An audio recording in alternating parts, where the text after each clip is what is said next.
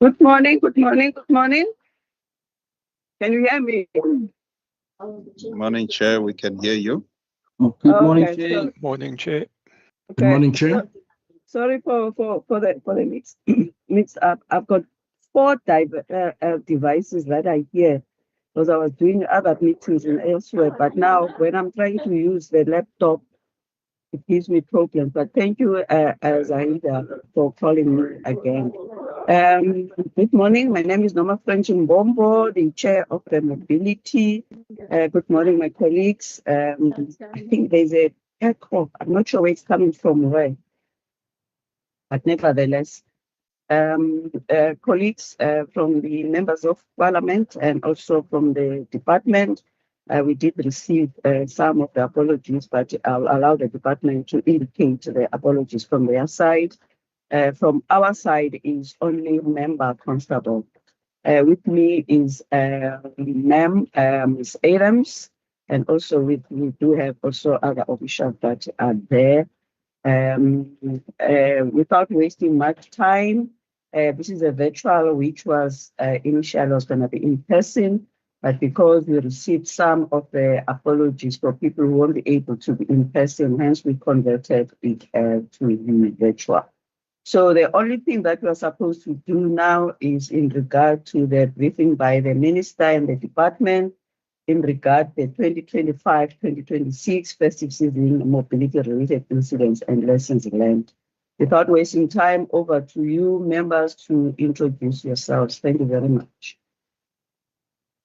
Good morning, Good. Chairperson. My name is Noko Masipa. I'm a member of the Standing Committee. Thank you very much. Good morning, Chair and members, Minister and the Department. I'm Leon van Wyk, a member of this committee. Good morning, Chairperson. Good morning, Minister and the Department. I'm Derek Wessels, and I'm a member of this committee. Thank you very much. Molo mhlali ngaphambili Professor Mbombo and MEC in the collective igama lami ndingu-member Mrenzu. Enkosi.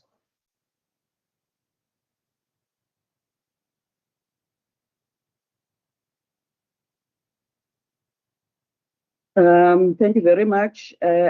Besides member constable, Ms. Adams, is there any apologies from us, from the members? No, that was the only apology, Chair. Okay. All right. Thank you, Minister. Welcome over to you. Thank you very much.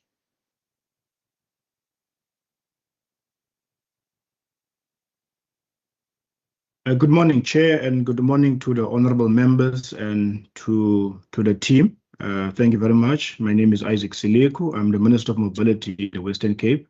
And then I'll give over to Deirdre to introduce the rest of the team. Thank you very much.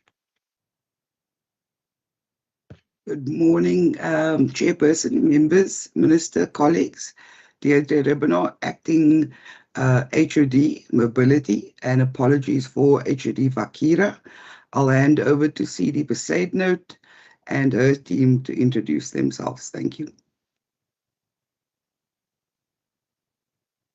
Good morning, Chairperson, honourable members, MEC Seleko, HOD, all protocol observed. I'm Chief Director, Maxine Bedenhout. Good morning, Chairperson, all members of the committee, Minister HOD. I'm Antoinette Finney. I'm the Acting Director for Traffic Law Enforcement. Good morning, Chair, Minister, members, HOD, Willie van der Merwe, Director, Road Safety Management. Good morning, all. I'm Viola Tunjalo. I head up the Ministry of Mobility.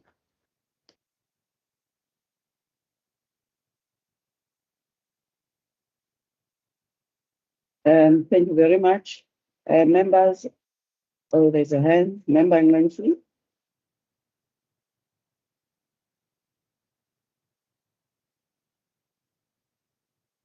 You are muted. The HOD's apology is unclear. Can the department table the apology in a proper manner, in a manner that at least as a committee we can have an appreciation about the basis for her absence, regarding her absence? Thank you very much.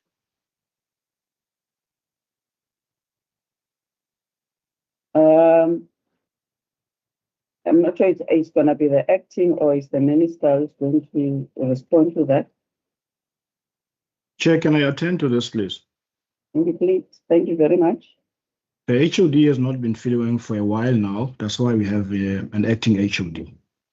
Thank you very much, Chair. Thank you very much. Members and also for any others who are connected in this virtual platform, just remember that you mute yourself so that you avoid background noise. And also members, please do remember to flag any points, and also the video must be switched off when you are not speaking. If you are speaking, it's optional. You can put it on. Your hand is still up, Member Nganti. That was a legacy hand, Chair. Okay, all right, thanks. And all the rules also apply. And then over to you, Minister. Thank you very much. You'll guide us who's going to do the presentation. We did receive the PowerPoint presentation. Thank you very much. Yeah, thank you very much, Chair. Firstly, I just want to appreciate the opportunity for us as the mobility team to come and just close out our festive season operations, and just to indicate to the team and to the members of the committee how it was and what challenges we were confronted with, and what is it that we still need to fix so that we are able to make it better, so that we are able to get out to achieve our goals of making sure that we are able to decrease our fatalities within the next few years. And also what we appreciate, we really want to say thank you very much for asking that we present, so that you are able to look at what is it that you think is important that we as a department can actually also implement in making sure that whatever you advise, if it's doable, we are able to implement so that we can see better results. And I must say, Chair, in terms of the last festive season, it has been a very difficult one. We were confronted with fires, and in terms of even we lost members while we were still fighting, trying to bring down our fatalities, 2 members while in the festive season, which was very unfortunate. So the team has been under a lot of pressure, but regardless of the challenges that we were confronted with, we kept, the faith, and we did what we needed to do. And there has been great, comments in terms of our visibility as the Western Cape. People saying whenever they come to the province, they could see that our traffic officers have been visible on our roads. And the numbers of people that have also, been coming to the province was also an indication of the amount of work that we needed to do, because the more people come into the province, the more, resources that you need to employ. But unfortunately, we always have constraints when it comes to law enforcement. But regardless of that, we did what we could do as team mobility. And I hope that the presentation is going to add value to the members, and then we're able to engage, and so that we can go back to the drawing board and fix the thing that we feel that we need to be fixed. And I will give over to Deirdre, and I think Maxine is going to be the one that will be doing the presentation. Then we can take it from there. Thank you very much, Chairperson. Thank you, Minister. Madam D. Thank you, Chairperson. Thank you, Minister. CD Besaidnout will take us through the presentation. No need for opening remarks. I think Minister's covered all the key points, and I'm very confident that the presentation deals with every aspect that was asked by the committee. So I'll hand over to CD Besaidnout to flight the presentation. Thank you, Chair. Thank you, HOD. Thank you, Chairperson. Thank you, Minister. Please allow me to present my screen. My camera will be off in the interest of the presentation.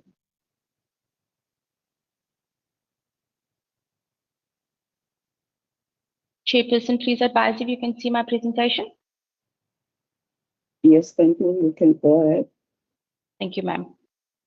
So this is our Mobility Department Festive Season 2025-2026 Feedback Report. So the report to the Standing Committee focuses on serious crashes and fatalities, our pedestrian safety, our lessons learned, and then our recommendations. So this is just to outline the operational phases of the festive season plan. We had Mobility Month, which was in October, and that focused on operational and the awareness build-up. In November, we had the pre-festive season build-up. We identified risks, our hotspot planning, and also our interagency alignment. The 12th to the 15th of December, so the school and industry closures and the start of increased movement in and out of the province. The 15th to the 22nd of December, so the major exodus in and out of the province and also corridor pressure. The 23rd to the 1st of January, so localized travel, increased pedestrian and alcohol-related risk. January, we focused on the post-festive return travel and then our scholar transport focus. And this now also speaks to the 3rd and the 5th of April, which is the Easter weekend. So, Chairperson, you can see this highlights traffic risk is no longer confined to isolated peak days, but it's a continuous management across the entire period. This is just the fatality and the crash data. So on the left, I'm going to concentrate on the overall province. We had a total increase in fatalities of 21%, and then our fatal crashes saw an increase of 15%, and that's for the period of the 1st of December to the 11th of January. If we move over to the right, the municipal comparison, and this is the fatalities in the municipal areas, contributed 34% in terms of the fatalities and 27% in terms of the fatal crashes. On our provincial roads for the same period, we saw a total of a 5% increase in our fatalities, but also a decrease in our fatal crashes of -4%. And then just the key stats that I spoke to. So we had 168 fatalities in 141 fatal crashes across the Western Cape. 87 of these fatalities were seen in the city of Cape Town. And then just to highlight the areas of pedestrian fatalities, our hotspot suburbs, so Khayelitsha, Philippi, Delft, Gugulethu, Kraaifontein, the Younger, Mitchells Plain, Harare, Umfeleni, and then in Timberlethu in George. I just highlighted also the main streets of concern. Some of them fall within the municipal boundaries. And then on the provincial routes, you see the R300, N2, and the N12.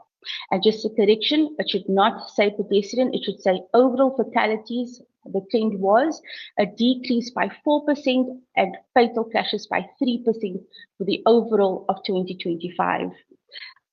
The festive season saw an overall increase, and that was just the period from the 1st of December to the 11th of January, an increase of 21% in fatalities and an increase in 15% of fatal crashes in comparison with the previous year's festive season.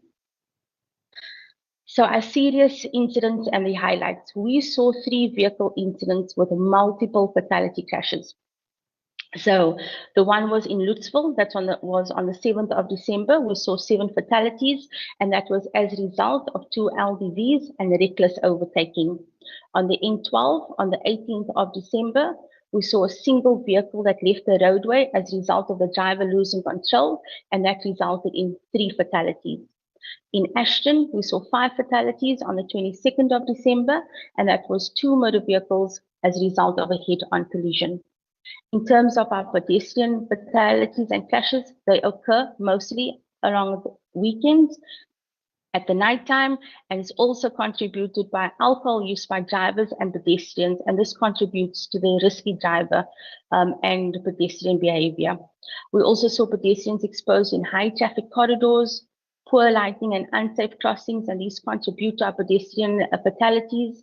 And then the areas I highlighted again was Khayelitsha, Philippi, Delft, Gugulethu, Kraaifontein, Younger, Mitchells Plain, Harare, Umfeleni, and then as well as Timberlethu in George. And the locations, municipal routes, secondary routes, and the routes near public transport interchanges and townships.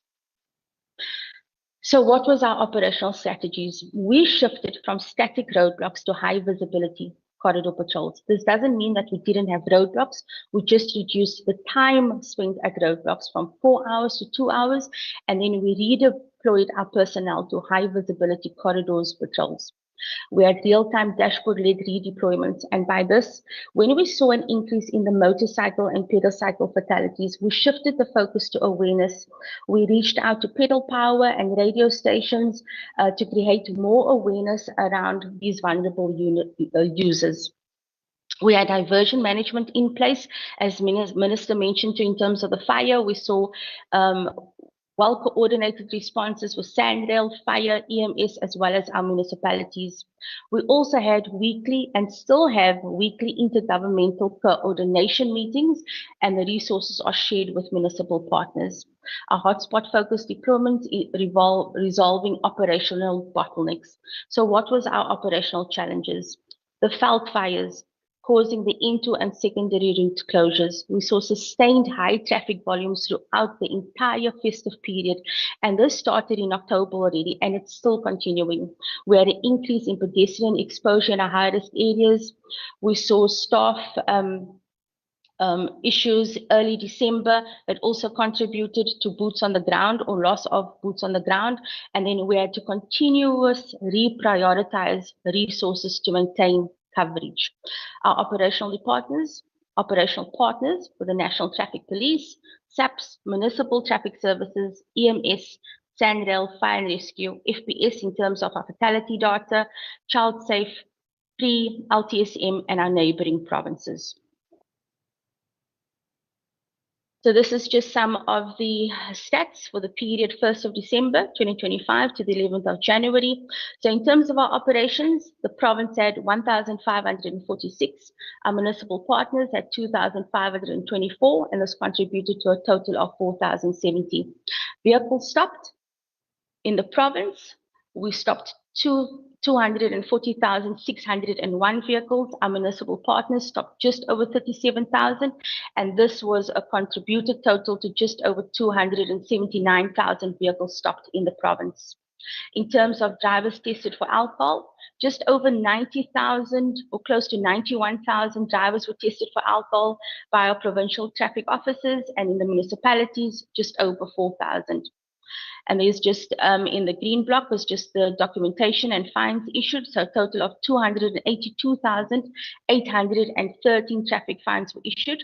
In terms of arrests, our provincial teams had 624 arrests, 399 of this were for drunk driving, 8 for speed, 41 for reckless driving, and then our municipal partners had 168 arrests. They saw 117 arrests for drunk driving, and then also 17 for reconnect. And that was a total of 792 arrests for the province. Our communication and behavior change campaign, we had a very nice focused behavior change theme. It focused on your master kind, and this was appealing to mothers who had lost children or family members, and they were interviewed, and the targeted key risks were drunk driving, speeding, reckless driving, and as well as pedestrian safety. The campaign tools that were used were billboards, radios, mall screens, social media, and short videos, as well as murals. In the first 3 weeks, we had a total of 10 million viewers, and these were broadcasted on Facebook, X, Instagram, YouTube, and TikTok. And that's just the overall amount of viewers that were reached. So what were our lessons learned? Number one, behavior drives fatalities. Interventions must target behavior change, and this cannot be done by enforcement alone. Nighttime high-risk corridors and township interventions remain our highest priority, and these periods and locations see concentrated risk. Shared responsibility is essential. Government, enforcement agencies, schools, communities, and all of our citizens play a role. We have a multi-sector approach with all role players, and this increases efficiency and impact, and coordinating resources avoids duplication and also maximizes coverage. Data and intelligence must inform deployment. We cannot deploy nilly-willy. Hotspot mapping and real-time monitoring improves our operational effectiveness. We have infrastructure deficits, and this contributes to fatalities as well, especially our pedestrians, the poor lighting, our unsafe crossings, and our traffic calming gaps contribute to crashes.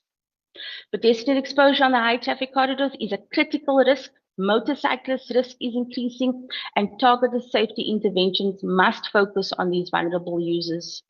Alcohol remains a major contributor, both with drivers and pedestrians, and it must be addressed holistically with consequence management through the Department of Justice.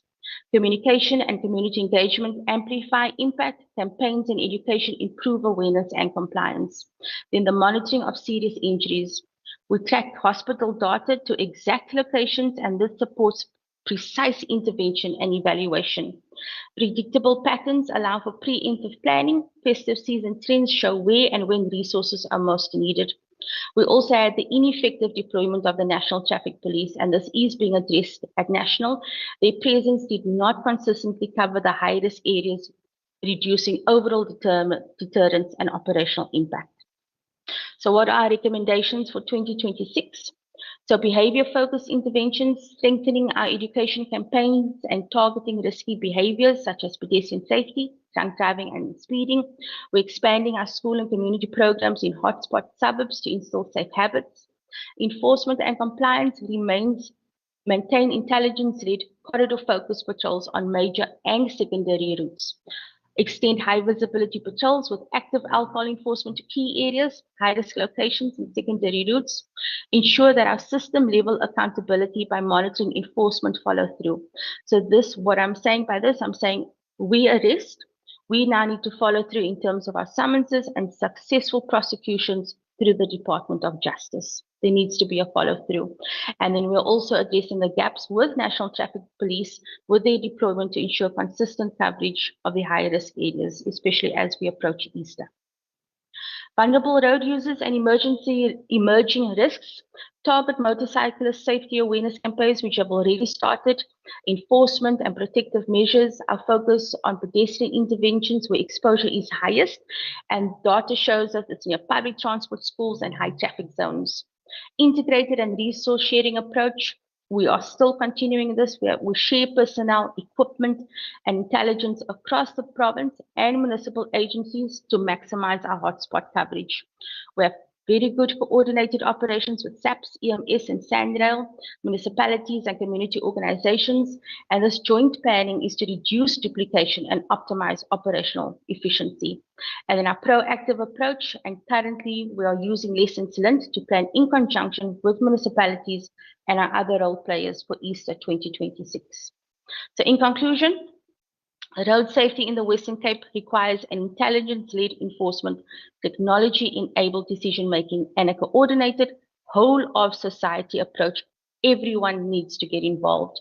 The 2025-2026 festive season analysis provides critical insights that will guide our future planning, especially now for Easter and our operational improvements.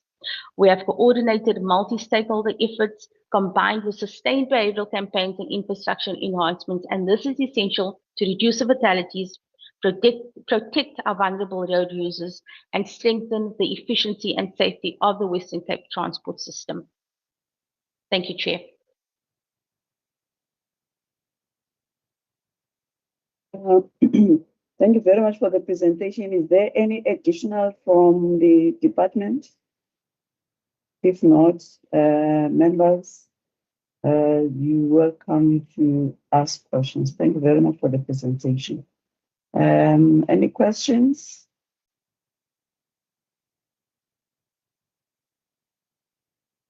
Or input? Okay, whilst we're waiting for the questions, and also if is there any input, there's a member on his room. Yeah. You can go ahead.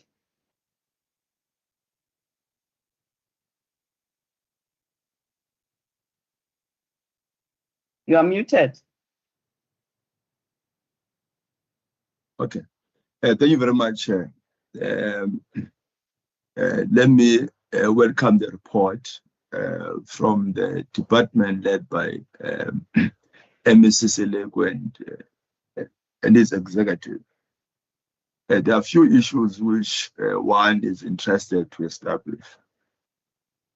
Firstly, we need to appreciate that this report is, of course, grounded on the policy statement presented by the MEC when he was launching the 2025-2026 festive road safety plan in Beaufort West. And some of us attended it. not as part of touring around, but as a basis to have an appreciation of how this process is going to unfold and supporting our people in the department. Now, here are the areas of interest. Given the report presented, and I'm going to raise these questions against the policy statement presented by the MEC. Firstly, he had about 6 or 7 core elements when he was launching the festive road plan. The first one is on the question of the targeted of pedestrian safety operations in high risk. And if you look at the report, there is an increase on the pedestrians who are involved in accidents.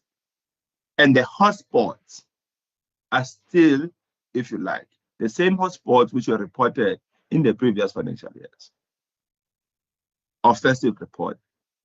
Now, what is missing in the report are measures which were put in place to attend to these identified known hotspots, which continues to be Black working class township, not suburb.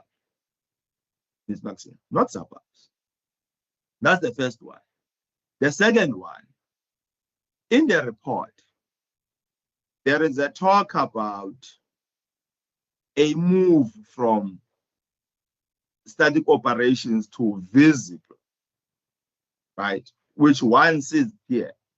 But in the policy statement, we're told about fatigue management interventions along long distance roads.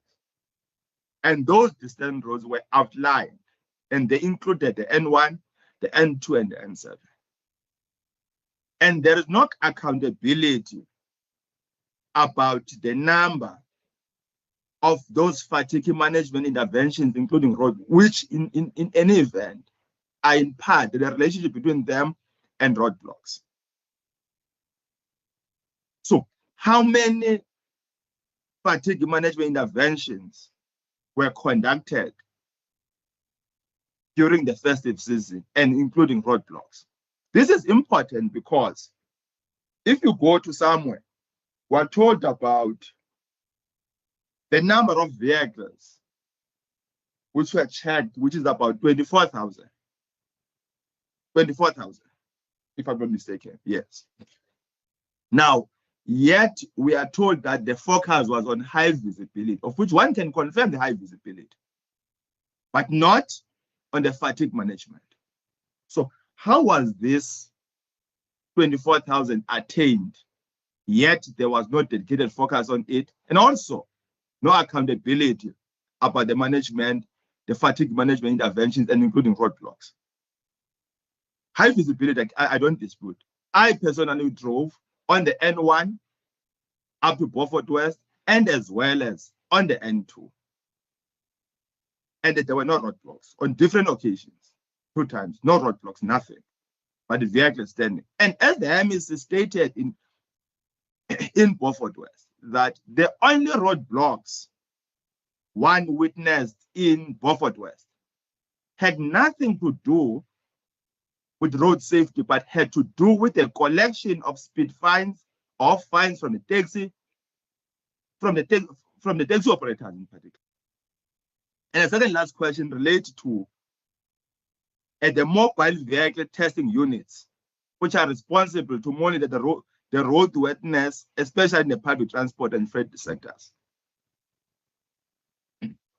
Now, again, the report is not talking to this because the figures need to be presented in context based on what was presented in the policy statement. Now, how many mobile policy testing units in the province and where were they deployed, and of the how many are working, and indeed what emerged out of them? And the vehicles which were not roadworthy, because those Those are quite important for me. So for this first round, those are the issues, Chair, which one would like to elevate. And indeed, the increase in fatalities of 21% cannot be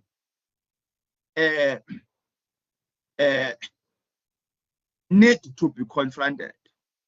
You know, as to we note your operational plan, which goes up to the Easters, but this, how did we get to this increase? Do you think that should we have had complied with the very same key tenets of the MEC's policy statement, which he presented on the 6th of December? We're going to get this. Those are the few questions which have some taste of comments, which I felt that, Chair, I must make that. I think the department has to take responsibility for not having fully executed what the MEC committed the department to execute in December. The 21% is too much, and it undermines the spirit of the policy statement of the MEC. Thank you very much. Thank you, Member Manso. Can I just make a follow-up in regard to what Member Manso has raised in this hotspots? What I want to hear is whether are there any partnerships that are in place, whether with the SAPs or Cape Town, league officers and all of those, because in these kind of roads, most of the time when there's a high level of pedestrians that are fatally involved in the road accidents, we find that there's also sometimes linked with a crime, because when I look in terms of these roads, in the Pilot, the New Way, the Steve Biko, the Baden Powell, and all of those, we find that also there is some elements. So, at what extent that is there any partnership with this? Because you have already alluded in terms of your work you do in regard to the with the agriculture issue on the foot and mouth disease. So what is it that is happening in those areas, in the hotspots? Because they are hotspots because of crime, but also it impacts you. Thank you very much. Over to you, Minister. Thank you very much, Chair. And I would just want to appreciate the attendance of Member Nensu during our launch in December. And I would go to the latter one in terms of specifically something that I've raised, which was of concern to me based on what I've experienced previously, where I actually cautioned our municipalities during the festive season, everybody's on the road, that we should never use our festive season plan to collect money.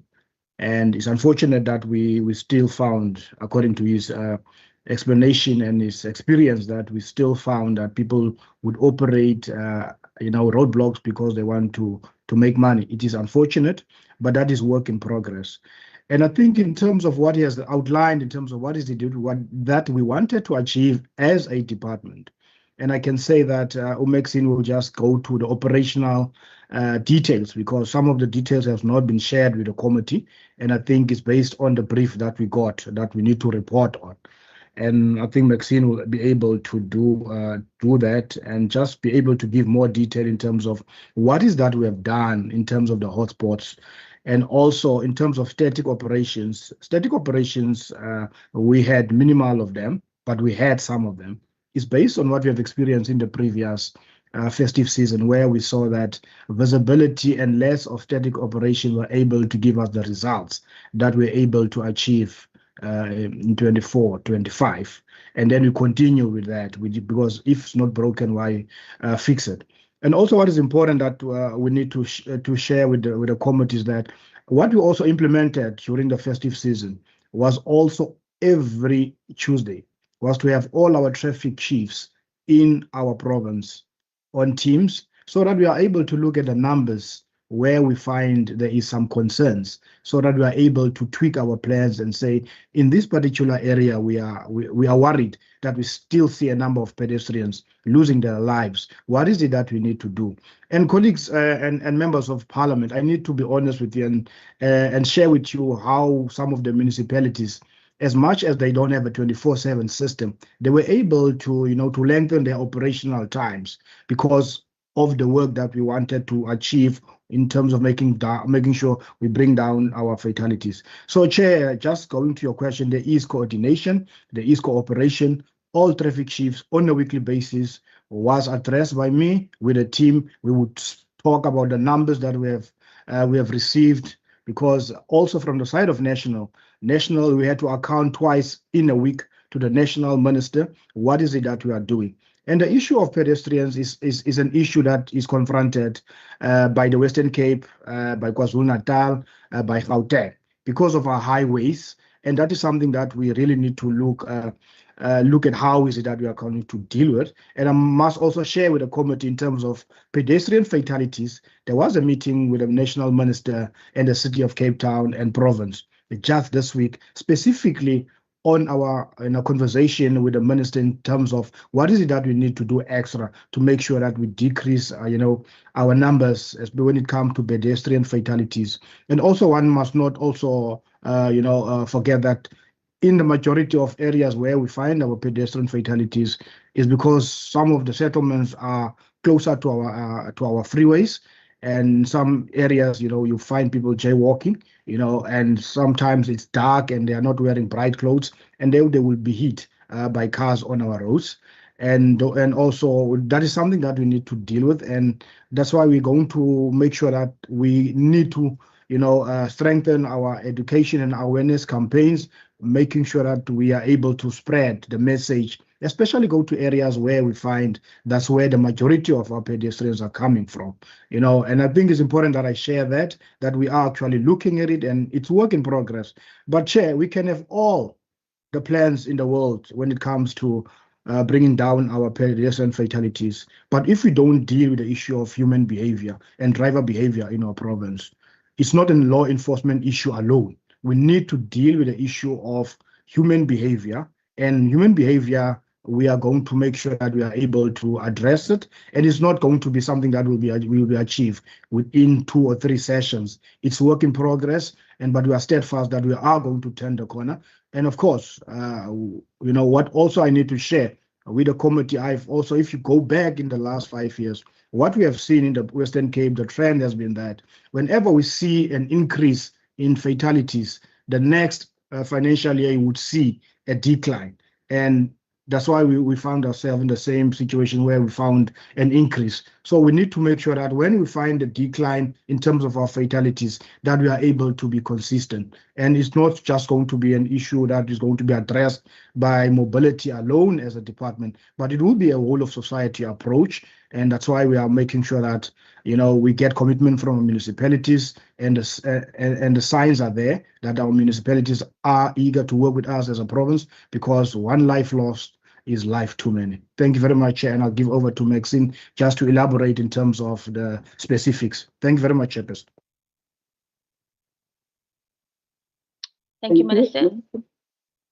Thank you, Chairperson. If I may, so just to speak to the presentation, we focused on the request for the fatality information as well as the crashes. So just to take a deep dive into the fatigue awareness interventions, we had very well planned interventions, fatigue management interventions with EMS, and it was at all the way bridges, and we had 14 of those interventions. We also had, as part of the high visibility, addressed fatigue by stopping vehicles to give them a break, just interviewing the driver. So this also contributed to our fatigue management operations. In terms of our VTUs, we got 4 from national, 2 of which we received late. One, there was an issue with the mechanical engineering of it, but in terms of that, we had 15 VTU operations across the province. So those operations did take place. Apologies for not putting it in the presentation, but that was not part of the brief. And then I'll also provide the committee, if need be, a written response in terms of the stats that were provided. And then in terms of your question, Chairperson, like Minister said, we have weekly meetings with the municipal partners, especially the City of Cape Town. We're looking at ways to address the pedestrian fatalities within City of Cape Town as well. So those partnerships and collaborations are ongoing. Thank you, Chairperson. Thank you very much. I don't see any other hands. If there are no hands, can I just ask, well, what is the difference between, okay, over to you, Minister. No, Chair, thank you very much. And I just want to make scene to share the screen where, as much as we've seen an increase, we spoke about pedestrian fatalities, but if you look in terms of our festive season, you would see that we found actually a decline in our pedestrian fatalities during the festive season. And I think that's something that some is missing, that we are not flagging that. As much as the focus will be on, pedestrian fatalities, but the positive about it is that we were able to see a 4% decline in pedestrian fatalities during the festive season. Thank you very much. Yeah, thank you. Whilst we are there on the slides, there is slide 4 that talks about what is the difference between the slide 4 that is titled Western Cape Province Comparison, and versus the one that says overall provincial comparison fatalities. So Chairperson, just allow me to go to the slide quickly. This one. Yes, so there is a comparison fatalities, yes. And then there is, what is the difference? Okay. So this one over here on the left, that is the municipalities and the province combined. That's the combined overall contribution. And then on the right-hand side, we broke it down into the municipality contribution and then the provincial traffic, or what we experience on our provincial routes. Okay. All right, thank you. Member Nancy?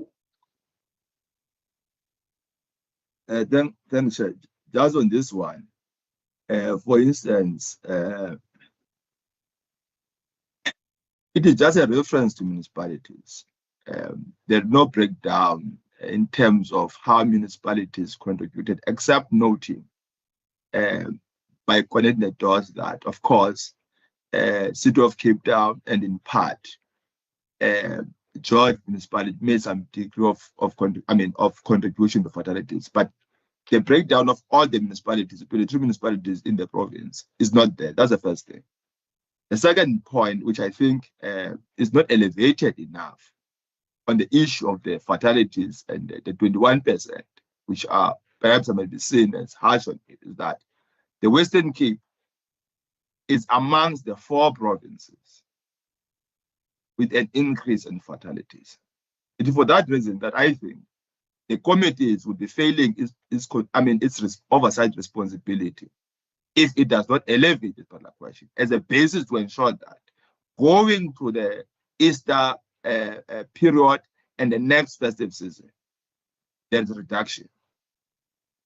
Now, the second point, an attempt was made to respond to the question about the VTU. But again, I posed the question, how many are working and where were they deployed? And secondly, which was also not spelled out, are the number of operations and their concentration in this instance.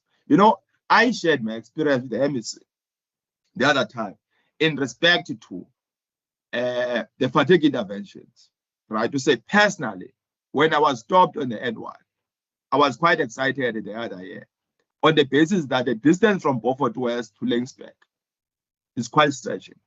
So it confirming that operation worked because it distracts you as a motorist. But the department reports a move from such to visibility. So one is deeply concerned. And finally, MEC, there was an incident of a bus catching fire on the N1. As a preventive measure, has your traffic attended to buses, long distance buses, and also buses commuting people to beyond the borders of South Africa, Malawi and Zim, for instance. Were there any operations focusing on those buses transporting those people? I have personally observed the state of many of those buses. It's quite worrying. But they not talk about it, including the media, about the concentration, unless we want to wait for an incident. And again, joint with partners, the point raised by the chair. Beyond here in the city, were there any further joint operation, except the operation or the launch by the Minister, Public Policy, but on the highways in this instance? Thank you very much. Yeah, thank you very much. I see at the hand, Member Van Wyk. Thanks, thanks, Chair. I've been listening, quite intently to this presentation and watching what we have. I guess the question that I have is whether the department is able to measure the volume of traffic. In other words, if we had some form of measuring system, particularly during the peak holiday season, but I think it goes further than that, on measuring the volume of traffic on the N1, for instance, and the N2, and certainly, I would think there are a number of other routes that one wants to look at, and for instance, along the N1 and the N2, that you each have at 3 or 4 different places to measure that volume of traffic.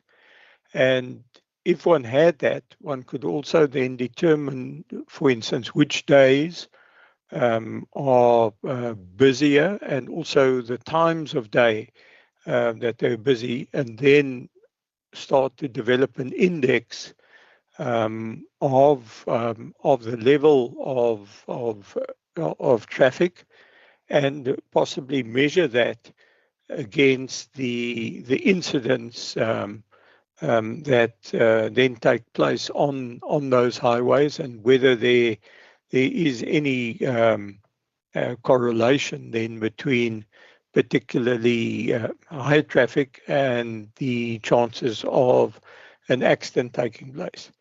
Certainly, what I've experienced over the last year on both the N1, and I think what is also particularly relevant is the N2, is the number of heavy motor vehicles that one then finds on, for instance, on the N2 when one is traveling along there.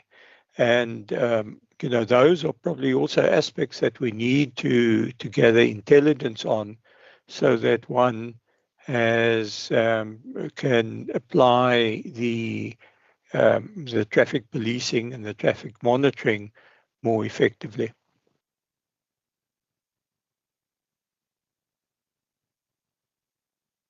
Thank you very much, Member Van Wyk. I think lastly from my side, I wanted to check what is the role of, we call it, is it a traffic ambassador, traffic ambassadors. I think you have launched where community members, they help, but mostly in the school patrol in terms of the ensuring the kids, and also in the busy streets for some community members to be able to for the busy streets to be able to avoid such kind of pedestrians, fatalities, and mobility. So, what is the role?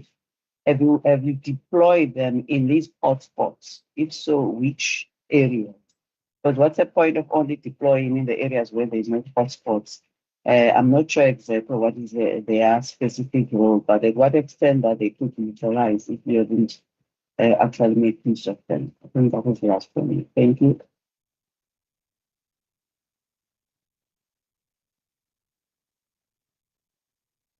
No, thank you very much, Chair. And I just want to some of the issues in terms of the ambassadors. I think, Vali, would attend to that. And also just to remember, Ngenzu, we have not abandoned static operations vis-a-vis being visible. That's something that we implemented in the previous financial year, and we continued with that approach even in this particular year. And I think that's what I just wanted to clarify. And also in terms of the breakdown, and that's one thing that I've said also to when I first came into office, when I got the reports, because I get the reports on a monthly basis, on a weekly basis, in terms of what is happening in terms of fatalities in the province. And I would really also want to share that information with you as members of the standing committee so that we can have a better picture in terms of the numbers, as much as we have the numbers of fatalities, but you will also need to understand who's contributing how much in terms of our fatalities. We are broken it down per municipality and in terms of how many fatalities on municipal routes and how many fatalities on provincial routes. That can actually give you an indication of where is it that we need to focus on. And I think we can share that information with the members of the standing committee so that we are able to advise as well or what strategies can we implement. And also let's also talk about public transport. And one thing that we are very grateful for is the fact that during this festive season, we have not seen any major crashes or incidents when it comes to public transport, especially on minibus taxis and buses as compared to when we started last year, where we found during the first week of December, we lost 8 people. Because the bus. So the focus has been on public transport. We went to Jogabi specifically, when people were leaving, we had an operation there to make sure that the buses and the taxis and your Avanza that are going out of the province, they are roadworthy. We have been on the lookout, especially for buses. When we do operations, especially static operations, we don't discriminate and say we're just going to focus on one mode of public transport, but we look at all modes of transport. Specifically, when I'm also there, I also make sure that your greyhounds, your intercapes, we stop them and we go in and we do what we need to do. And that's what we are doing. So when we do an operation, we try to get as many as we want. And also in terms of fatigue, we have done similar ones, on the N1, when people were returning, because we do actually know how many, will be coming back to our province and how many public transport will be going out of our province. Hence, we always will find ourselves at Rietfontein, during the early mornings, and at times you'll find us at Dwaika, because we understand who is the one that is transporting the majority of people out of our province. And also we had interprovincial operations, specifically on the way to Upper Dien, even with the minister, with the MEC of Eastern Cape, Uma Uba Bungata, I was there specifically with him, making sure that, the interprovincial, roadblocks between the Western Cape and the Eastern Cape, does actually happen. We had similar ones, one also on the side of the tunnel, on the N2, and we had one on Upper Dien with Eastern Cape. We do always have those interprovincial interventions, making sure that each mode of transport is actually looked at, and those are the interventions that we actually have, between the provinces. And I think that's all from my side. And then Max, you can deal with the issue of the volumes of traffic measuring from the different entrance points in our province. And also in terms of the safety ambassadors, I think Vali van der Merwe will be able to deal with that one. Thank you very much. Thank you, Minister.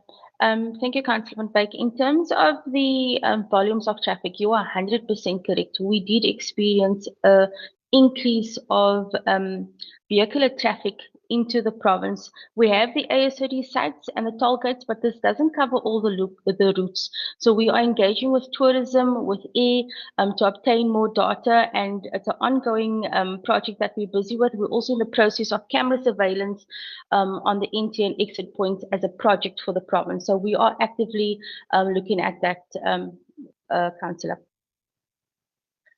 Willie, are you ready to answer about the road safety ambassadors? Thank you, Chief Director. Chair, Minister.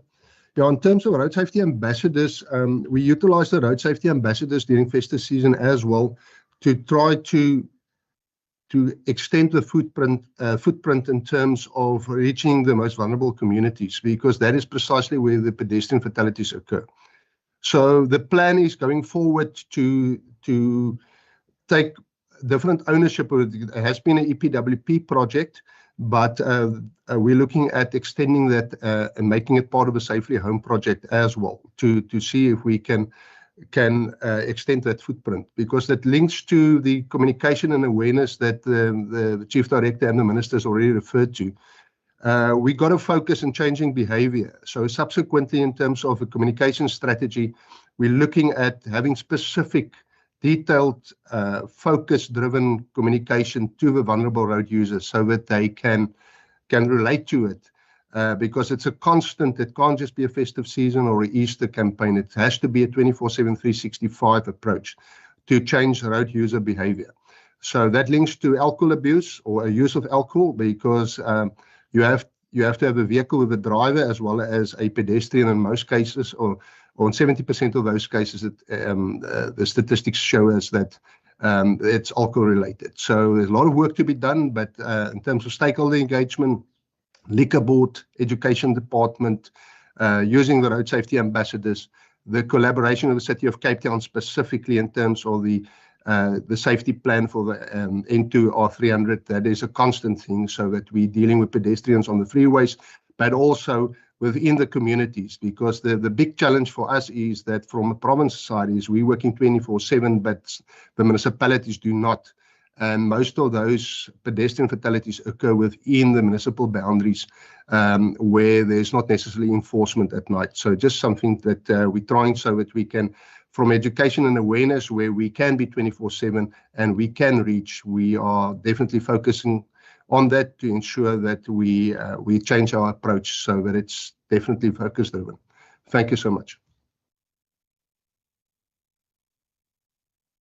Thank you very much. Okay, colleagues, I don't see any hands in that case. That's the final one. Okay, thank you. MEC, you know, the past 10 years or so, there have been two prominent provinces whose voice will always be found on the media. It would be your Eastern Cape, your Western Cape, and Gauteng. I'm raising this despite what was reported in the presentation in respect to the use of social media and so on. Why is the Western Cape traffic voice mute on many radio stations? Because people, when they're on the road, they aren't able to to use their phones in social media, but they'll tune into different radio stations. But in the morning, in the afternoon, midday, the province appears to be mute, has been mute the past 5 years or so. That's the first thing. The last point, no, you better respond to this one. The concentration of your operations, particularly the static operations. One, I did pose that question. Where was their concentration? That's the first. Two, the number of operations. If you are able to report about the number of vehicles searched, why is it difficult to report about the concentration and the number of operations conducted in this period? I know there's two issues, but most importantly, this one. And again, on the motor vehicle testing units, the response was quite vague in respect to, of course, okay, we're 215. There are about 4 which came from the National Department, but one posed the question: where were they deployed, and how many were operational? And that question could not be responded to. Thank you very much. Thank you, Minister. Thank you very much, Chair, and thank you very much for the questions from Member Nancy as well. Now, in terms of where the concentration was, and I said it previously that we don't see a problem in terms of giving the detail where we had our operations and how many cars were stopped and which areas. That information that can be shared with the standing committee members, and Maxine can make sure that happens so that it goes so that we can see the specifics in terms of where we had our operation. So Maxine will be able to do that. And also on the second one, I agree with you, Member Nancy, that when I got into office, there was a concern that there is no voice when it comes to traffic, especially on the media and all of that. And in the previous festive season, I have been the one that has always been on the radio. I had recorded adverts, whenever there was a crisis, I would release media statements. We have been on radios, we have been on radios, and even this year we have been on radio. And I just don't know, maybe you were not listening to the radio that we are on. And I think that's something that can also be shared with you. Where have we been? Maxine has been on, because Maxine is the person that was appointed with a specific reason as well to fill that void of making sure that there is a voice for traffic within the province. And Maxine has been doing that, a sterling job, and of course with my support in some instances to make sure that that there is no void when it comes to the province. And we can also give you that information in terms of how many radio stations have we, how many interviews do they have. I have been on radio station, I have been on interviews at night, in the morning, specifically on the festive season plan. We have been on in the media and all of that, but we can give you that information. And also in terms of the VTUs, I think, Maxine, you can also share that one. Where was it deployed, how many, and what has been the results of that. So all the questions that Member Nancy is asking is questions of specifics and numbers. And I think that's the kind of question that can be answered when information is provided, so that you can actually look at the information, so you can, when there's any questions of clarity that you want to engage in, you can give us written questions, or you can write directly to my office, and then we can clarify some of the issues that is not clear on his side. Thank you very much, Chair. Very much. I think we have covered and probably exhausted this topic. If there are any no other questions, members, we want to thank the department for the contribution and for making time to do the presentation. We're looking forward to see you again. I think it's going to be only March, 11th March, and also so that now the time slots now are changing to Friday. It used to be Tuesday and went to a Wednesday, and then now it's going to be on Friday according to the last programming. But thank you very much. All the best. Hopefully to see you some other time. We can excuse the department, and then we could be able to do our own thing as a committee. Thank you very much, Minister. Thank you very much, Chairperson, and to the honourable members. Thank you. Thank you.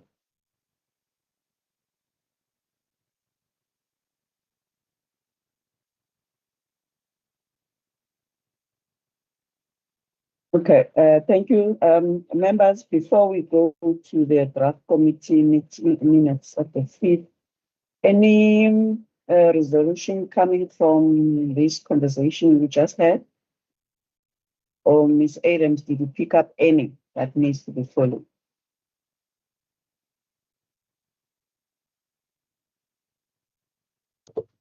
Thank you, Chair. I have the two commitments from the Minister, and the one was the breakdown per municipality in terms of the fatalities, and also in terms of the fatalities on municipal routes and provincial routes. And then the Minister also indicated that he can share the information on the concentration of operations, and then the breakdown of the radio interviews and ads that he did. I think also for me, it's about probably we need to see visit one or two of the municipalities where they are making use of these traffic safety ambassadors in regard to getting a sense from them exactly what is it that they do. We do know how it happens around the schools, but I'm not sure exactly. Like when I drive in the N2 in Frabo, I do know that there are some there, but I haven't seen them in the busy areas. So I think for me, we need to just make it specifically for those on the from the hotspots, because you are following the money, because they are getting some remuneration from the department. Thank you very much. Moving to the next session, which is the minutes of the 5th of December for consideration and adoption. Just in summary, from there, one of the resolutions that came there was for the department to share the information about the vehicle licenses where they are across the municipality. Can we get a hand for consideration for adoption and secondment?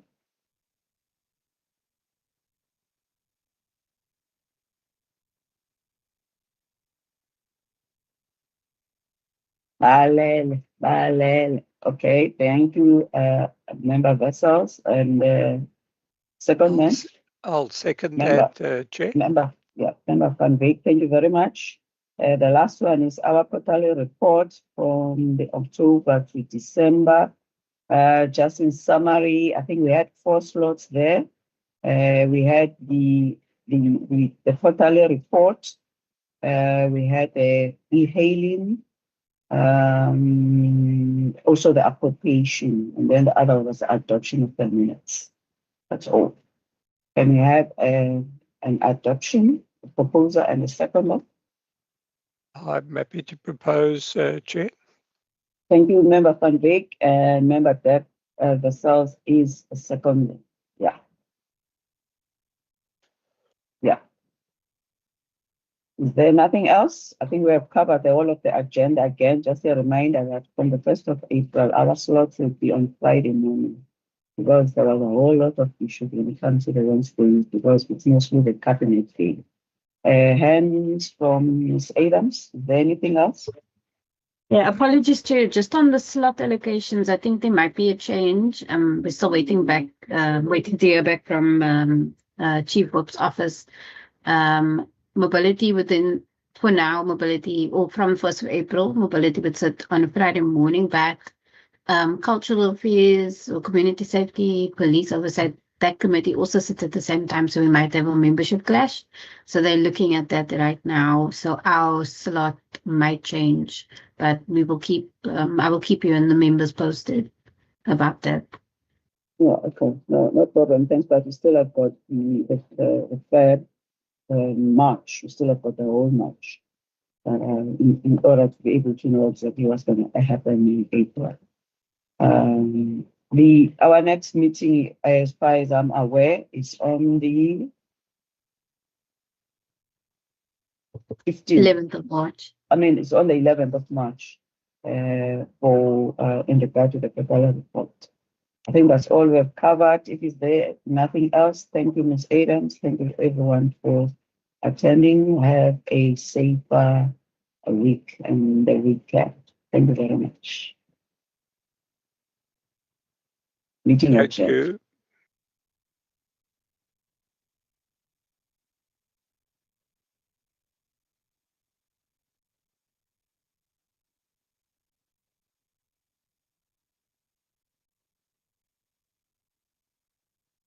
you.